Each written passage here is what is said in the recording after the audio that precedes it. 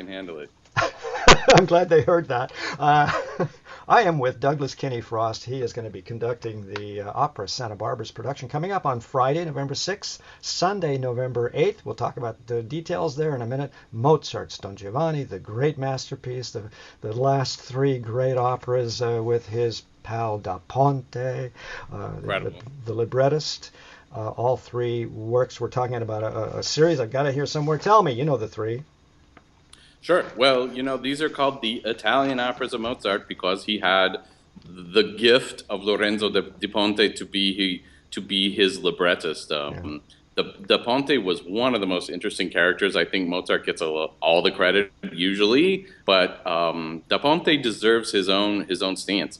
This Mozart and Da Ponte were relentless in getting the text correct. Mozart had a notorious relationship in all the wrong ways with his librettist, and he worked well with Da Ponte. They worked out their issues, and ended up having really three of the hallmark benchmark operas in the repertoire Yes. for sure. Yeah. And does this have anything to do with there being Masonic brothers that they worked things out? I think that the Freemason role for Mozart at the time was a little bit different than we perceive it now. I think it was a little bit on the secret side, but I don't think it was the closed door society that it is now. And strongly feel that artists at the time, particularly artists who relied on the community and the support of patrons, I think those people needed to be part of the club. And the club was being a Freemason, and I think there was probably a few more elbows bent and glasses raised in the meetings than perhaps now. But yes, for sure that is a connection, and we certainly see that in Mozart's work orchestrally, and we certainly see it in Giovanni, and God knows in the Magic Flute. Yeah. And what I meant was the Enlightenment. To be a Freemason was to say loud and clear, I am an enlightened person. Yeah, this Freemasonry. Absolutely. And I also think we have to remember we're a couple of years approaching the French Revolution. I think Same here. there's an intention of what it meant to be at a certain social level and how comfortable we all were with those things that influenced Mozart's works in the last several years. Not to mention the American Revolution. I mean, this was a revolutionary period brought about maybe by enlightenment, if you will. Absolutely, yes. Yeah. The sense of philosophical awareness of who we were as individuals, crucial, and that's exactly the gift of Mozart in these three operas. Now let me That get. Oh, sorry. Finish, no, please. please. Well, I just want to get some credits in here. You know, we are speaking with the producing artistic director of Syracuse Opera. I just want everybody in Southern California to know this. And just to get clear a little bit, Friday, November 6th, 7:30 p.m., Granada Theater in downtown Santa Barbara. Sunday, November 8th, 2:30 p.m. In the Granada Theater again. That's the big building in Santa Barbara. You can't miss it. And as I tell everyone, what a beautiful time of year to come up to Santa Barbara from Los Angeles and hang out and have a meal and have a good time. Is there a bad time to come up to Santa Barbara while you're in California? I don't know. It seems pretty amazing here. Remember, everybody, he's from Syracuse. What can I Right. say? Oh, Just absolutely. This is uh, this is a magical sunshine right now. we have tickets $29 to $204. I suppose that's a box, but the point is cheap tickets and a masterpiece, a work of art that anybody interested in music really needs to see. But I'm going to ask you why in a minute. Telephone number for tickets, area code 805 in Santa Barbara, 899-2222. Now let me talk a little bit. You're not new to the Southern California area. You were very involved with James Conlon, Los Angeles Opera. You're a Britain specialist. That's Let's what talk. James tells me. That's what Maestro Conlon says to me. Yes. This is nice. And you were involved in that whole Britain series. Yeah, It somewhat. was a remarkable experience. We deal with such a variety of composers to focus on one individual, and Maestro Conlon's a tour de force. And when he moves through a project, things happen and things get accomplished nicely. And when he feels like I'm contributing to those projects, I'm all for it. We were all over the world with Britain, and Wow. remains again like very similar to Mozart, sort of a standard for opera once those pieces were produced. Yeah. Yeah, exactly. And what a change from the 40s and 50s. In other words, Britain has now become quite the repertory person for a Sure. major opera company. You know, I wanted to ask you about a couple things, but let me start here. Let me find my notes here. Can you give, you know, people really are, let's say, very enthusiastic and they come to the opera, but I'll ask you about those who might not have any interest in opera, why they should maybe consider Don Giovanni. But this idea of what, can you give me just briefly a timeline so people get an idea of what is the timeline about putting together a professional production? You know what I mean? When does the first call happen? When does it, I mean phone call, and then when does it get to the, so on? You know, these productions actually take years to produce. It's our company usually take very thoughtful care to craft individuals to participate as singers. Crucial that you have a conductor and a director who you feel are going to shape the piece in a certain way. From that comes elements of the production, what the visuals will look like, costumes and sets, and that sorts of thing, and that often takes years. And when you're talking about a new production, this is not a new production, but when you're talking about a new production, it takes years, and certainly you want to have as much advance time to find those elements.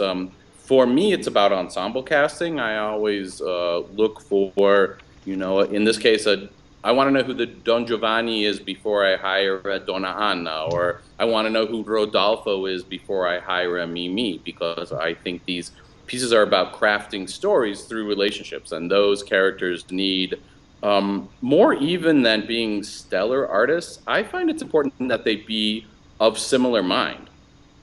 That and for me, that means looking at a piece of music and not singing eighth notes and quarter notes, but Hello. singing intentions of line. Like, what is Hello. the text about? You know, that's something I get often. I don't think people understand that opera starts with text, you know, and it took me a while to figure that out too. You work with new composers, and then you become a little more clear about that. And one of my favorites is David Carlson. He's not doesn't do a lot of work on the West Coast, but he made a really interesting point to me, which is a composer may have a melody in their head.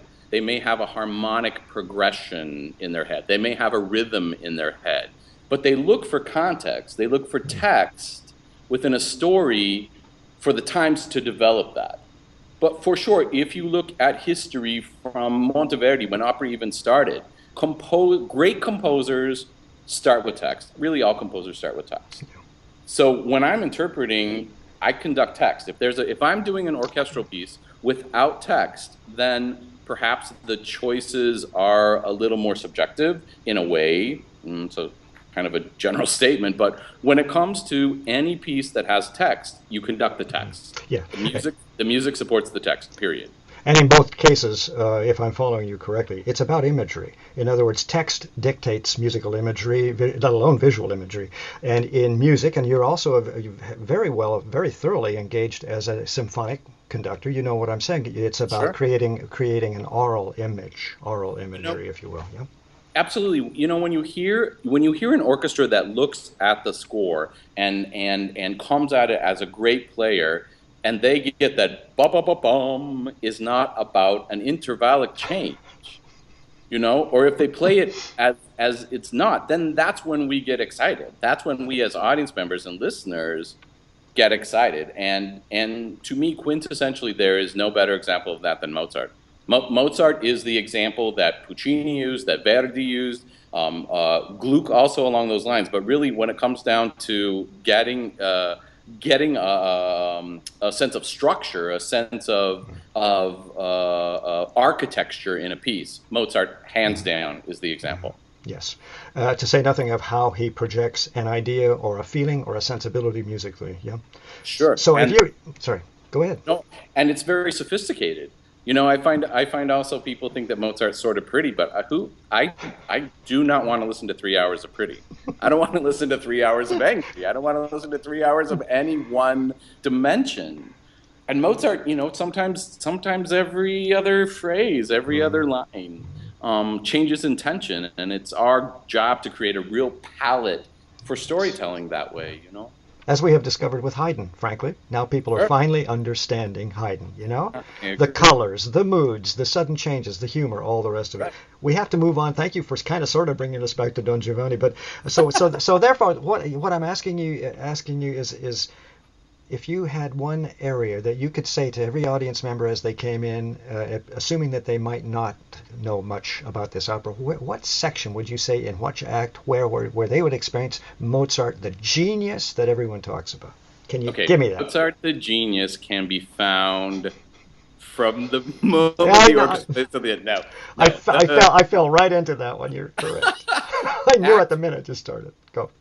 two really fun things happen in Act One in the finale of Act One and one in the finale of Act Two, where the story is such that Don Giovanni has brought a young maiden from his village back to his house for a party. Well, and actually, it's her wedding day, and he invites the entire complement of her village to come with him and come to his house. And of course, his intention is to be with her, and really couldn't care less about anybody else.